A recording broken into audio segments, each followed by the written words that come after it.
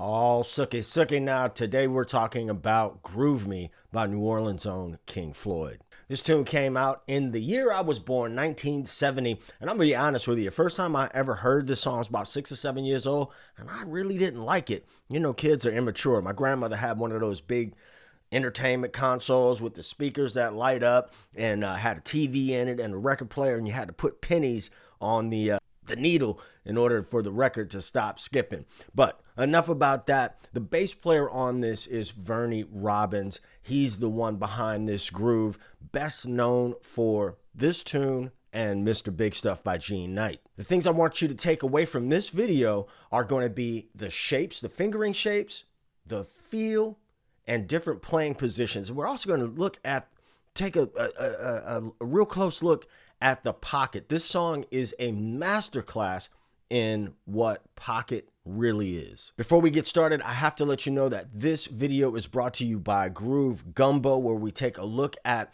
the history and the music of New Orleans, particularly from a bass guitar perspective. And so we're looking everything from early R&B, rock and roll, blues, modern funk, classic funk out of New Orleans. So you can check that out. It is linked below. And if you use the code GUMBO, you get yourself a discount. The very first thing I want to do is take a listen to these parts. All right. Like I said before, this is a masterclass in pocket.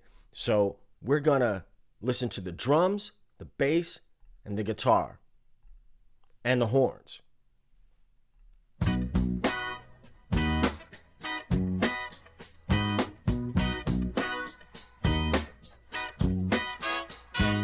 Listen how everything has a place.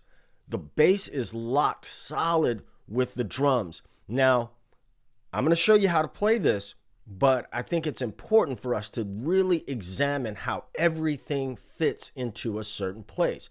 Here's bass and drums.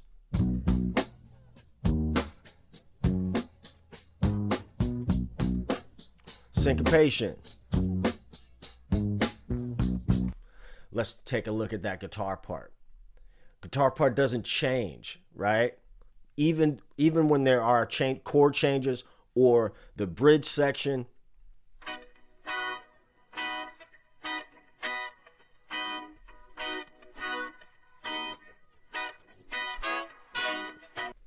Parts. Now that we've taken a listen, okay? A lot of people don't be wanting to listen, but you want to know songs. You got to listen to the tunes. So the song is in B. I play this on Bourbon Street 3 days a week, at least once, once a set. We're talking 5-hour sets, right? 3 hours break, and then 2 more hours. But this song usually gets played earlier in the day. We typically play it in B flat, but the song is in B. So the first shape that we want to know is this one. Root, major third, perfect fifth, major sixth, and the octave. We know this shape. Those early method books this used to be one of the first shapes that you would learn.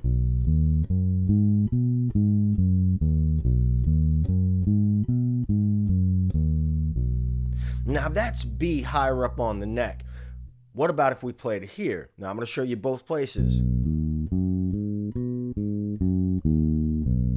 I think it's important for you to have these shapes in different spots.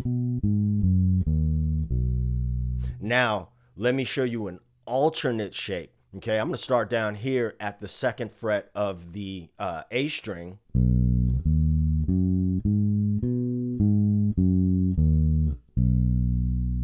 Also here. Now, just playing the groove,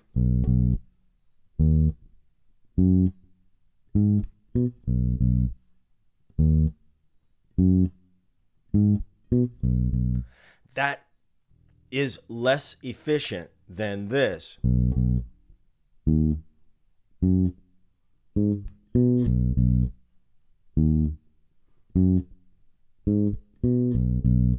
You see how much less I have to move? I don't know if that was grammatically correct. As opposed to But it's helpful to know both because each shape is going to inspire different different feels. Okay, so in the feels and options for fills, if you will. So I'm going to play this, and I want you to listen and see if you can tell the difference in the feel that I use. Okay.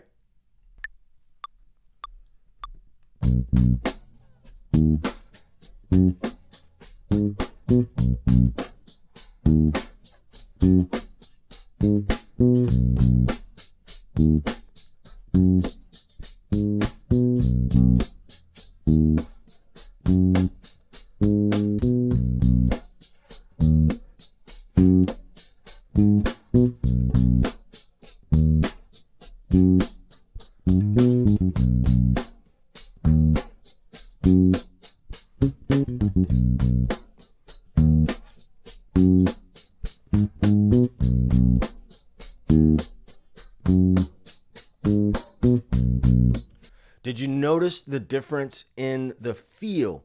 I want you to leave it in the comments below. Feel, articulation. You did see that when I used this shape, I was able to use that pentatonic idea. But to be sure, the groove is so tight that we don't want to do a whole lot of filling up the space. We want to leave that 1 and 2, 3 and 4. 1, 2. We want to. That's the architecture of the groove, and so we want to respect that and leave that space in there. Now, when it goes to the change, same shape.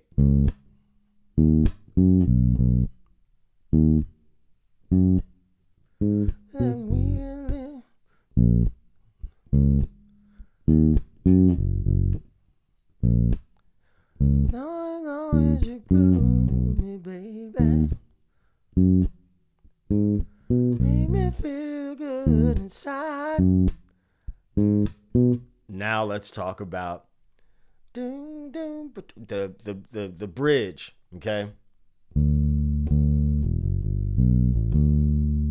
So I'm going to D.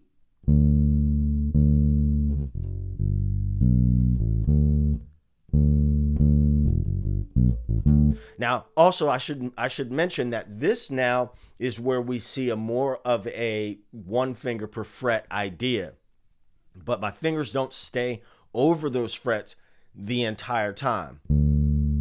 So right now it's compressed, okay? And when I mean compressed, I mean that my pinky's here on the D, and my other fingers are just resting. They look like they're holding something down, but they're not. A little bit of a ghost note there. You don't have to play that ghost note. F sharp to G. B, A.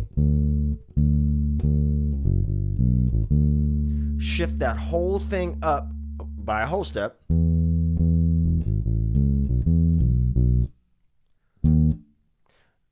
Now look at that. Here's a value of having multiple places to play the same thing.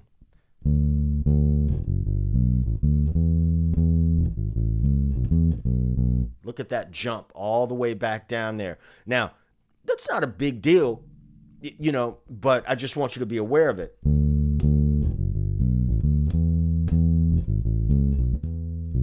Whoops. Now, if I go back to the groove here, I can just switch over to my second finger.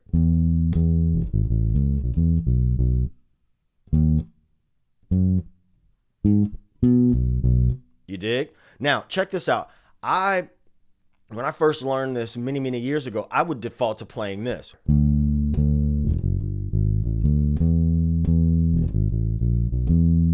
It's not wrong. It's not what's on the recording.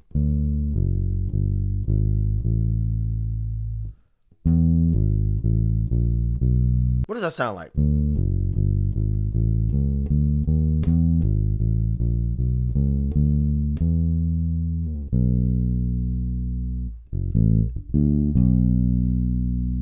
Leave it in the comments. What does that sound like?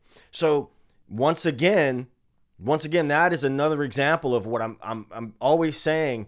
When you find connections between songs, there's all the music in the world is made out of the same stuff, right? So it's very, very attainable if we think about it that way. I heard Victor Wooten say this one time. Every word that we speak in the language, every word that we speak in the English language comes out of the same 26 letters. There's only 26 letters in the English alphabet. Every word that I'm saying right now, every word that you have said today comes out of those same 26 letters, right? It's the context that changes it up, all right? So once again,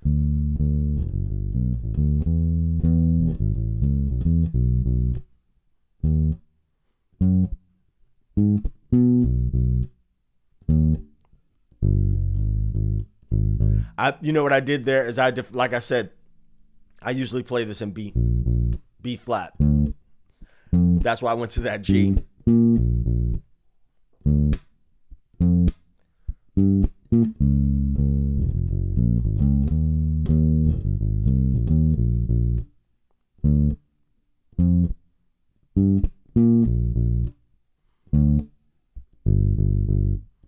Hey there, sugar darling, let me tell you something. I need to get some throat coat. Maybe I shouldn't try to sing so early in the morning. That is the bass line for Groove Me by King Floyd, Vernie Robbins on bass. This is one of those shapes and one of those grooves that if you get under your fingers, you're going to have access to so many different songs. I'm telling you, I promise you, you get certain shapes under your fingers, you're going to have access to hundreds of songs. All right. So leave me a comment somewhere around this video. Let me know how you liked it. If you're watching on YouTube and I've earned your subscription, please do me a favor.